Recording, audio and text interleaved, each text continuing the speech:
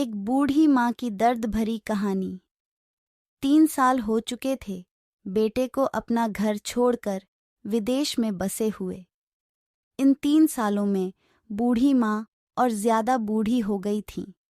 75 वर्ष की उम्र में सुलोचना देवी की याददाश्त काफी कमजोर होती जा रही थी। उन्हें रोजमर्रा की चीजें याद ना रहती, लेकिन जो उन्हें हमेशा याद रहता वह था उनका बेटा। दिन हो या रात, एक पल भी ऐसा ना होता जब उन्हें अपने बेटे की याद ना आती। दूसरी तरफ बेटा था जो साल भर में एक आध बार अपने माँ को फोन कर लिया करता और 1-2 मिनट से ज्यादा बातें भी ना किया करता। फिर भी यह बूढ़ी माँ टकटकी लगाए अपने बेटे का इंतजार करती रहती। एक दिन बेटे का विदेश से फोन आया। हेलो हेलो, सुन रही हो ना माँ? अनिल बोल रहा हूँ, तुम्हारा बेटा। कैसी हो माँ? मैं ठीक हूँ बेटा, तुम बहू और मेरा पोता कैसा है? माँ ने पूछा। सब अच्छे हैं माँ। मैं अगले हफ्ते गांव आ रहा हूँ माँ, तुम्हें लेने। अब हम सब साथ में ही लंदन में रहेंगे माँ। तुम्हारी बहू कह रही थी माँ को यहाँ पर लेकर आओ, बेचारी अकेली वहाँ परेशान होती होगी, बेटे ने कहा। माँ की बूढ़ी सूखी आंखें आंसुओं से भीग गई। उसके कमजोर शरीर के नस नस में खुशी की लहर दौड़ गई। बेटे और बहू का अपने प्रति प्रेम देखकर माँ का मन खुशी से भर आया। बेटे ने आगे कहा, माँ तैयार रहना माँ, मुझे ज्यादा दिन छुट्टियां नहीं हैं। जिससे जितने पैसे लेने हैं लेकर रखना, तब तक मैं प्रॉपर्टी डीलर से बात कर लेता हूँ। घर के लिए। घर के लिए? माँ ने पूछा। हाँ माँ, गांव का घर हमें बेच देना पड़ेगा। अब हम साथ में ही रहने वाले हैं, तो वहां पर घर रखने का कोई मतलब नहीं है माँ, बेटे ने कहा। बुढ़ापे की वजह से ठीक से चलने में असक्षम माँ ने पूरे मोहल्ले में घूम घूम कर अपनी इस खुशखबरी को सबको सुनाया। सभी को खुशी हुई। सबको लगा माँ जी के आखिरी दिन अपने परिवार के साथ खुशी से बीत जाएंगे। घर वापस आकर माँ ने अपने घर के कोने कोने को ऐसे देखा जैसे वह अपने दूसरे बेटे को देख रही हो। देखे भी क्यों ना, उस घर को अपने बेटे से कम थोड़ी समझा था।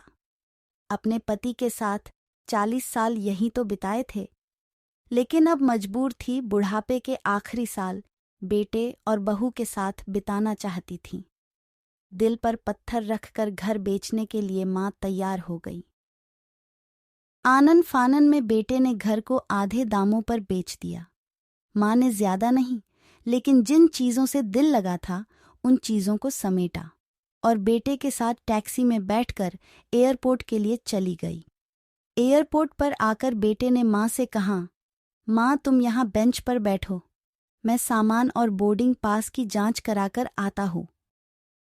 वहां वक्त लगता है और खड़ा रहना पड़ता है, तुम्हें तकलीफ होगी, तुम यही आराम करो। मैं यूं गया और यूं आया। माँ बेंच पर बैठ गई और बेटा अंदर चला गया। काफी समय हो गया बेटा वापस नहीं लौटा। माँ सोचने लगी, ज्यादा भीड़ होगी इसलिए देर लग रही होगी। अंधेरा होने को आया, अब तो लोगों की चहलकदमी भी कम होने लगी। माँ को अब चिंता होने लगी। एक कर्मचारी ने आकर पूछा, किससे मिलना है माँ जी आपको? यहाँ पर क्यों बैठी है? डरती हुई आवाज में सुलोचना देवी बोली, मेरा बेटा अंदर सामान की जांच कराने गया है। लंदन जा रहे हैं हम। क्या नाम है माँ जी आपके बेटे का? कर्मचारी ने पूछा। अनिल नाम है मेरे बेटे का, सुलोचना देवी ने बताया। कर्मचारी अंदर गया और थोड़ी देर बाद बाहर लौटा। उसने सुलोचना देवी से कहा, माँ जी लंदन जाने वाली फ्लाइट तो दोपहर में ही जा चुकी है और आपका बेटा भी उस फ्लाइट में बैठकर लंदन जा चुका है। अब आपके यहाँ बैठने का कोई मतलब नहीं है। आप भी अपने घर चली जाइए। क्या जा चुका है और मैं घर जाऊं? घर? माँ की आंखों से आंसुओं के सैलाब उठने लगे। जैसे तैसे माँ घर पहुंची, जो अब उसका था ही नहीं, बिक चुका था। वो वहीं बरामदे में तुलसी के पास सो गई। घर के नए मालिक को उस पर दया आई तो एक कमरा किराए से उसको दे दिया। पेंशन के पैसों से खाना और किराए का बंदोबस्त हो जाता था। दिन बीतने लगे। कुछ दिनों बाद घर के नए मालिक ने सुलोचना देवी से कहा कि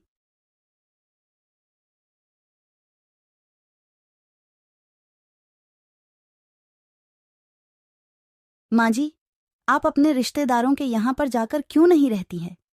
इस उम्र में आपके लिए वही अच्छा होगा। अच्छा तो होगा, लेकिन अगर मेरा बेटा वापस आया तो उसका ख्याल कौन रखेगा?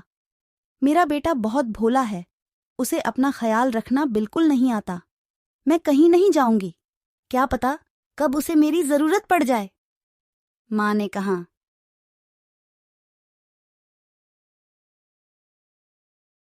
दोस्तों, सच बता रहा हूं, माँ की ऐसी बातें सुनकर मेरी आंखों में आंसू आ गए। किसी ने सच ही कहा है, पूत कपूत हो सकता है, लेकिन माता कभी कुमाता नहीं होती।